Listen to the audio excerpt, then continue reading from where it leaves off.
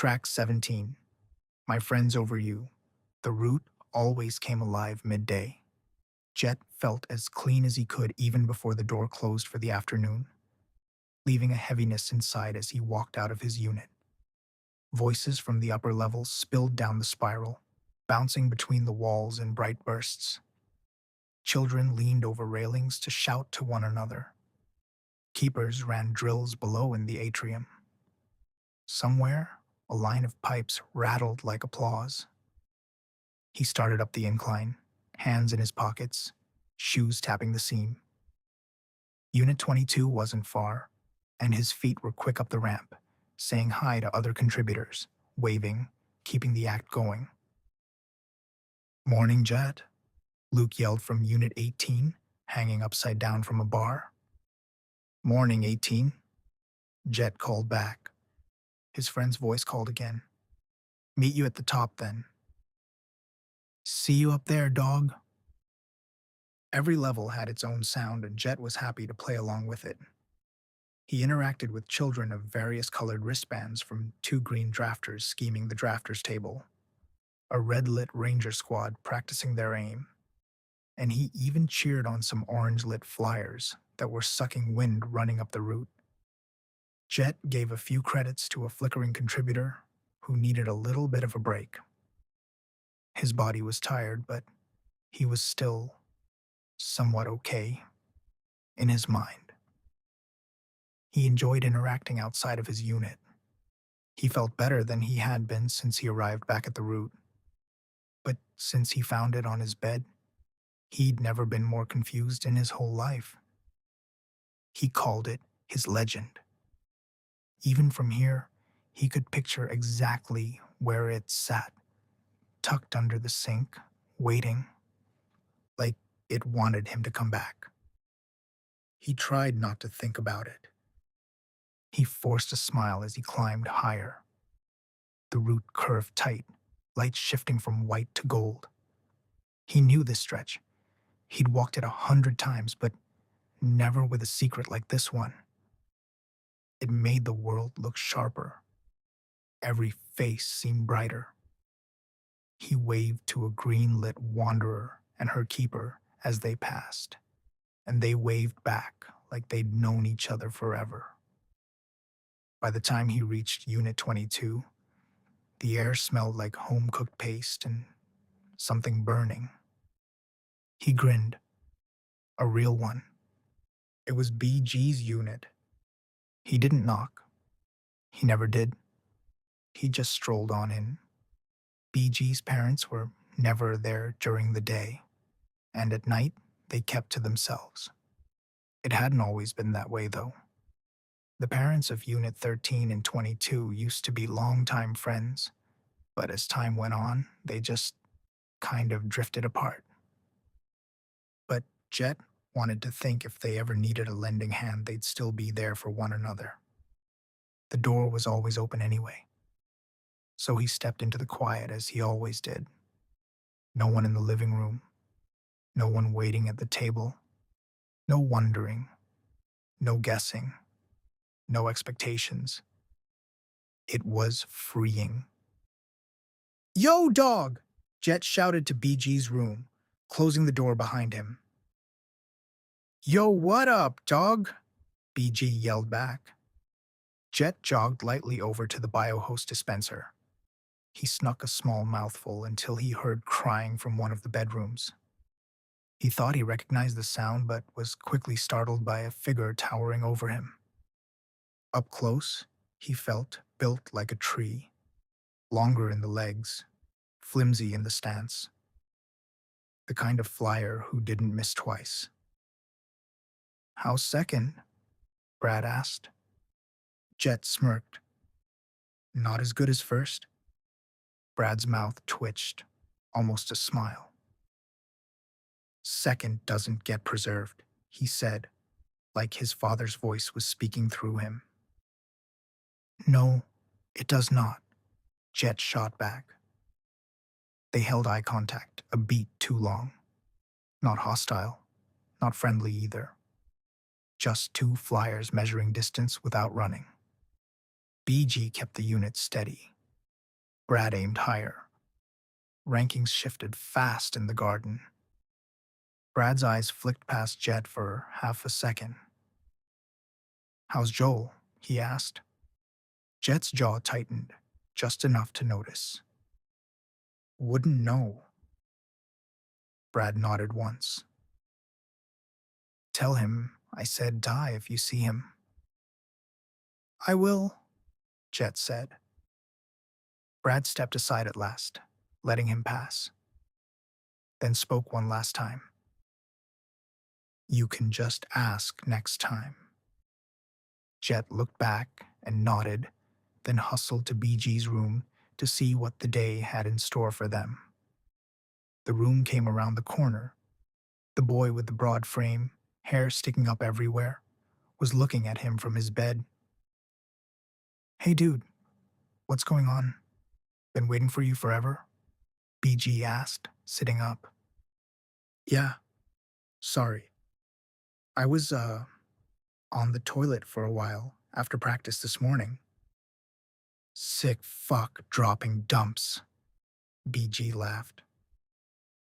"You know it," Jet said, forcing a laugh back. "So, what's the plan for the day?" Jet asked. "I'm preparing for Q2. Come on. I was thinking of taking a walk." "Do you want to hang for a bit on the root deck?" Jet asked. "I don't play kids' games," BG replied, annoyed. "You still have a couple of days left of the holiday. Could be some girls up there." "I don't care if there's 1,000 girls up there. It's Q2 is here." Jet's heart slowed a bit. It came easier here. "Come on. Aren't you jumping the gun a little? It ain't that serious." "You have no idea," BG said, as he got up and scanned out from inside the empty doorframe of his room and sighed. "Yeah, I think I do." Jet sighed back as he gestured toward BG. "But all right, whatever you say, PM." BG nodded, said his goodbye, and Jet left. He took one last look inside as the sound of quiet cut off the second the door closed. For a moment, Jet almost went back in. The warmth, the stillness, it felt real in a way his own unit never did. By the time he reached the root deck, it was not the same place Jet finished practice on earlier that morning. But it looked different now. It felt different too. The deck stretched wide in a circle. The old foundation of it poured concrete and steel, but softened by soil and green. Willow trees ringed the edges, their branches drooping over the guardrails. The color of their leaves had already changed. The wind moved easier up here. It carried the sounds of all Eden's children. A place where the color of your light didn't matter. Jet stepped out and drew a slow breath. No rewiring. No one checking his pace. No worries. Just motion for the sake of it. Games, shouts, the kind of noise that didn't have a metric attached. Different kits scattered across the deck. Flyers, drafters, rangers, and wanderers all mixed together. Jackets half unzipped, sweatshirt sleeves rolled. A few younger children raced in tight circles, pretending to dodge invisible rifts. One group sat in a ring swapping stories, everyone taking turns one-upping each other's troubles. No parents. They never came up here, unless they needed to find you. They never had to say it. This was the children's place. It always had been. His own voice came low and even. He looked around the root deck and huffed. "Look at these sprouts. They don't know how good they have it." "Oh, they're just having fun," a friendly voice said simply. It was Lena, his longtime friend from the root. Number 14. "Yeah, they'll learn eventually," replied Jet. From here they could see their whole world. The fray, the garden, the house, Eden East, as well as the fury in the west. Jet could even see the vessel for a second. It always came. It always left. The two drifted toward one of the edges, stopping under a willow where the shade cut the light into soft strips. The stone here still held the warmth from the day.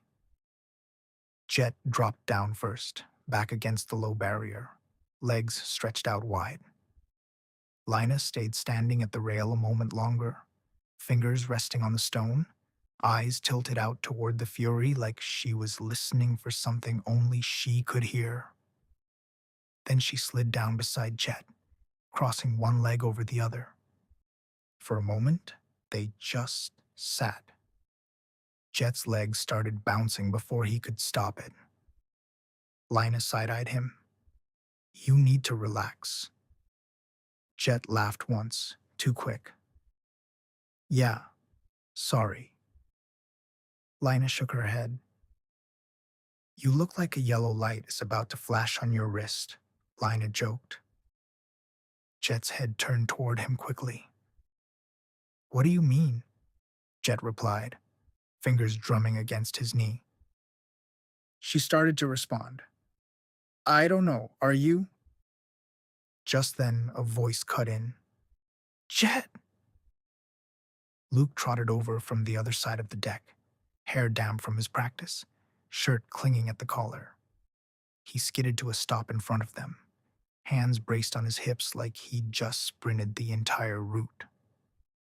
He had a couple of sprouts with him. Glad I found you, dude. You got a second? Luke said, already talking fast. Lina and Jet welcomed them. Hi, guys. How are you all? But yeah, hold on, Lina. What were you going to say? Jet asked quickly. But Lina had gotten up and walked away, in true wanderer fashion. Jet tried to call him, but then just let him go. Then Luke continued. So, I've been trying to figure out that illusion thing you do with your dad. The one where you avoid the keepers? What are you actually working in there? Speed?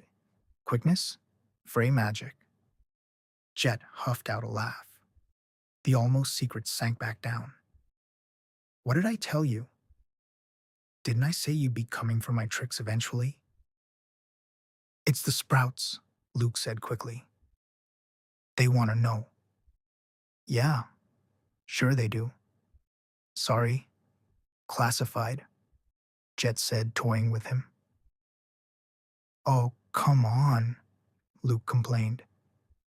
Yeah, because if I give away all my secrets, where does that leave me? Luke shot Jet a look, then leaned in closer. The sprouts were still standing behind him. Jet caught a glimpse of them. Just tell me if it's more about pace or about how you hit your shifts. That's all. Jet let him sweat for a heartbeat, being in the moment. It felt good to have someone want something from him that wasn't a win or a miracle, something he was finally able to just enjoy. All right, he said, at last, like he wasn't actually going to give it to him. It's about what you see coming. You gotta expect someone is going to fall. Drafters focus on the line, which is fine, but when something is in front of you, you almost have to just run through it. Luke blinked, then nodded slowly, like he was slotting the idea into his own map of the world. So, it's not about running around obstacles? Pretty much, dog. A real grin broke across Luke's face. Okay, dog, I can work with that. He clapped Jet's shoulder once, grateful. You're a good man, 13. Don't tell anyone I said that. Too late, Jet said with a grin. Luke turned to leave with the sprouts, still muttering something to himself about shifts and turns. Then Daly showed up out of nowhere and leaned on the rail a few steps away. gaze tilted outward over the world. His hair was pushed back, his eyes narrowed against the wind like he was analyzing it. He jerked his chin toward the far side of the deck. It's something I've never seen before, he said, somewhat concerned. Jet breathed deep. What did you just say? He said, out loud. Daly didn't respond as his eyes on the air didn't budge. The moment stretched, then snapped as a shout rose behind them. Jet turned, forced to look away. Near the center of the deck, a cluster of sprouts had claimed the pitch. Stone tile lines and old marked patches laid across the surface, some of them smooth, some etched, some covered in faded color from 100 games before. Two teams faced each other from opposite sides, feet planted just behind a crooked line scratched into the deck. The smallest among them shouted near the starting line, their voice cracking with excitement. The floor is lava. A game usually meant for sprouts. Half the children groaned, half cheered.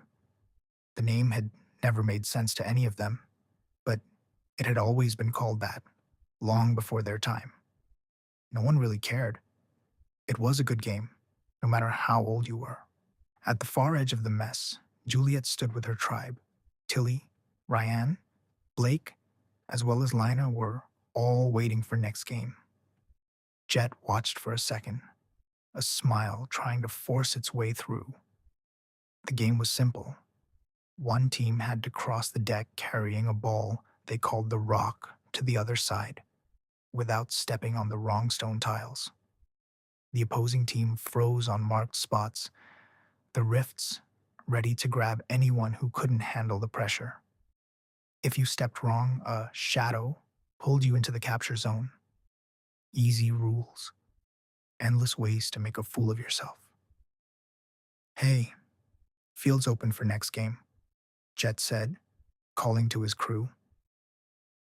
You in? Luke perked up. Oh, you know I'm down. Jet shrugged. Daly? What about you? Daly's mouth twitched. Come on, Jet said. Don't be gay. The word left his mouth easy, easier than it should have. Daly rolled his eyes. Jet laughed like it was nothing. He didn't speak, but he reluctantly agreed. A few of their reefy friends also started to gather.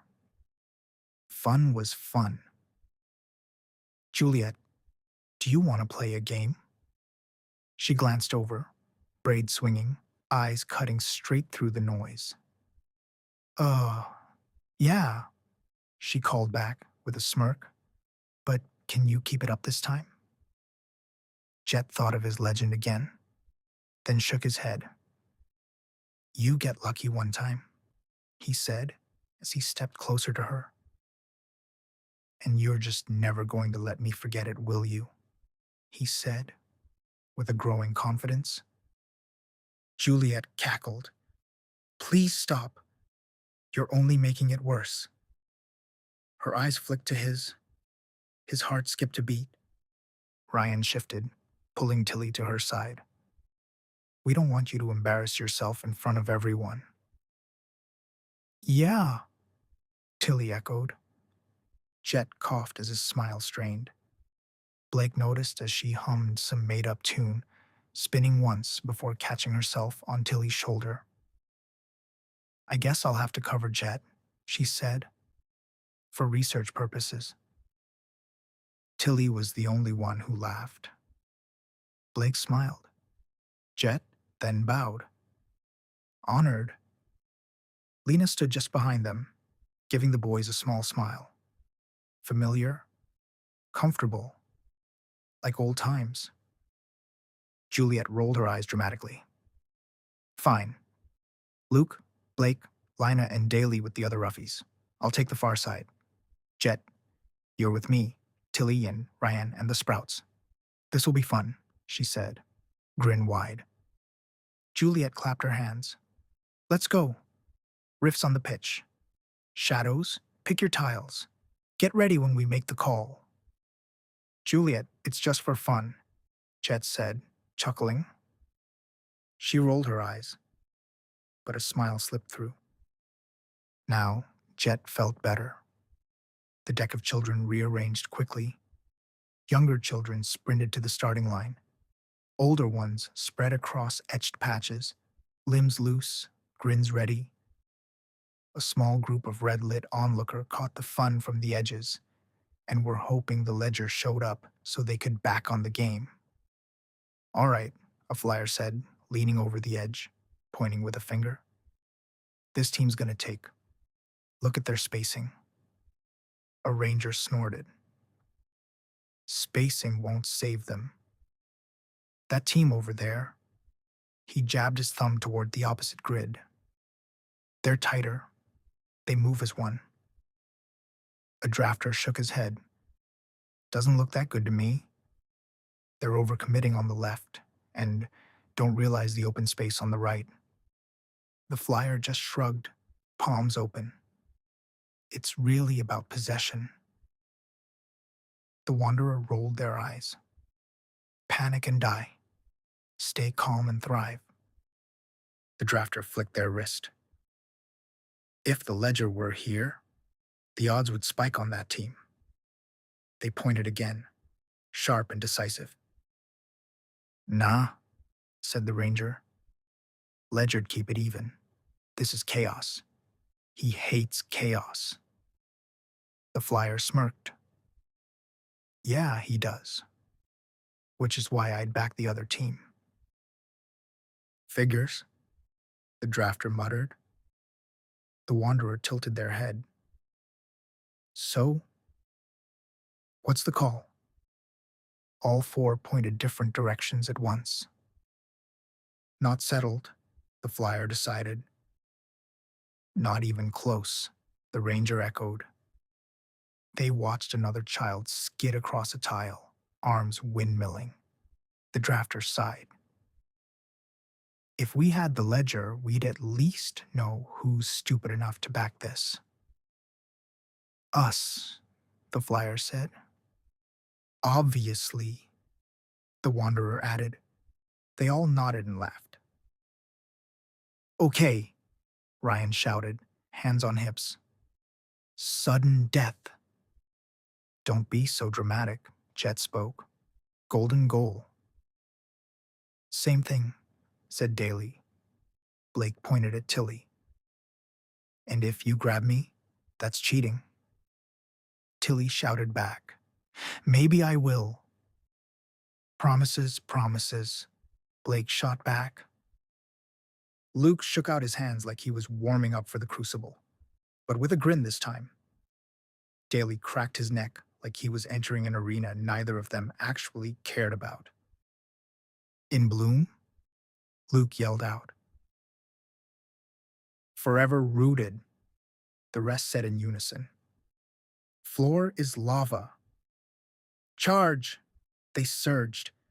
Children shrieked, dodged, tripped, and tried again. A tiny ranger misread a tile and was scooped up by an older shadow who spun her once before depositing her gently in the capture zone. The girl giggled the whole way.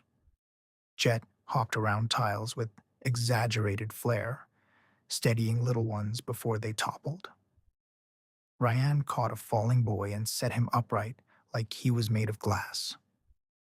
Tilly reluctantly tried to catch Blake and kept missing by inches, dissolving into uncontrollable laughter from the two of them.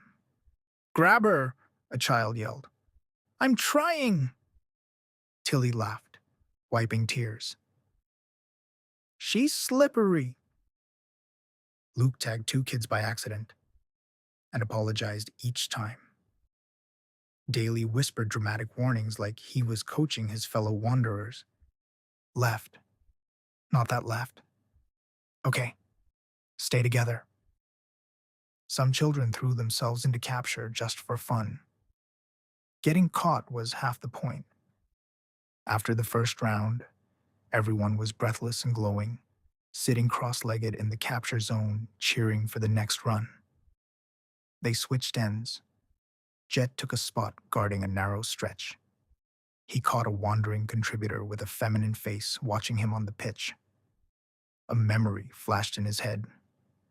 The game has already begun, and a tiny sprout faked left, darted right, and he theatrically missed her to try to impress his admirer. They smirked and moved past him. The game continued.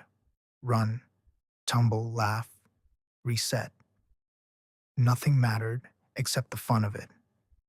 And during this time, nothing else existed, which, in its own way, was dangerous. In the end, the team with the most wanderers won, as always. Daly, Lina, and Blake moved like they'd been born in motion. Blake started dancing around and sang. Daly just grinned. Lina smiled quietly, which meant more than noise ever could. Good game, Jet said, dropping to the ground. Juliet exhaled hard. Wanderers, she muttered, half annoyed, half impressed. Fuck, Jet said lightly. Juliet looked at him and smiled. Only Jet caught it. Slowly, the group dissolved. The little ones were collected by older siblings or drifted back toward the stairwell in loose clusters. Tilly walked off with Blake and Ryan. Luke clapped Jet's shoulder and muttered something about trying that illusion run drill later. Daly nodded a silent goodbye and peeled off toward another wanderer knot. Lina was pulled into a new conversation before she could even look back, and the rest of the roughies walked back to their units. Jet stayed where he was, legs stretched out, palms flat against the warm deck. His chest rose and fell with the good kind of tired. For a few minutes, they had all felt like sprouts again. No titles, no quarters, no metrics, just children being kids. He looked around and felt lighter again, then dropped to his back, stared at the sky and smiled. Most of the deck had emptied out. The sounds had dropped to a low scatter. The only one still nearby was Juliet. She sat down beside him without asking, knees drawn up, arms looped loosely around them. For a moment, they just watched the branches sway. Hey, Jules, said Jet. Hey, Jet. It's been a while. How are you? Oh, good. I'm good. Jet shifted quickly. How's it feel being back in the root again? He asked, eyes still on the view. Oh, you know. Yeah, I think I do. You look tired. Why? What has BG told now? He asked with a laugh. She huffed out a breath that was almost a laugh. Oh, you know. Seems like some of the same stuff from when you were growing up might be back again. He knew her unit as well as she knew his. Their units were far away, but they'd learned early what each other's silences meant. They grew up trying to convince themselves that the bloom-up might eventually come. Coming back to the root is always the same, Jet added after a beat. Too loud in the wrong places, too quiet in the ones that matter. It still smells off too, she said, half joking. He laughed with her. They sat with that for a while. They were comfortable. Hey, you know the would you rather game? He asked suddenly. She turned her head. Yes, all you stupid boys play it. I know. It's fun, right? He smiled. Juliet rolled her eyes. Well, what if you didn't have to choose? The words felt bigger than he realized. Bigger than the world around them. Juliet frowned, but not in a bad way. She was actually thinking about it. What do you mean? She said, like she wanted to say more, but all that got out was, um, Jet said quietly. The feeling was back, that good bad edge he got when he thought about his legend, like hope with its teeth showing. Like, what if you didn't have to choose? You could have the best of both worlds. He didn't say what hid under his relief room sink. He didn't say he'd found something that made the walls feel like they were breathing with him. He just let the question hang there between them, light as air and heavy as stone. Juliet glanced back toward the interior levels, then out at the world, then back at him. That's a big if, she said. You sure you're all right? Jet chucked. Yeah, maybe. I mean, yeah, I'm fine. She looked up for a second and then at him again, eyes squinting slightly, like she'd just seen something she didn't have a word for yet. Then thought out loud. Okay, if you say so. She blinked, then spoke again as she looked at Jet. And I guess if it came down to it and I had the option to not have to choose, I'd have the best of both worlds. That's a. He nodded in agreement. Fair enough. As if on cue, the root trembled. It was subtle and not subtle at the same time. A single slow tremor rolling through the deck, enough to make the branches shiver and the closest railing give a soft, complaining creak. It passed as quickly as it came. Juliet steadied herself with a hand on the ground. Jet did the same. What was that? Asked Juliet. It's like the Fury is scared it won't get its offering, Jet said, glancing toward the far rail where Daly once stood. Juliet nodded. She got to her feet and held out a hand. He took it and let her pull him up.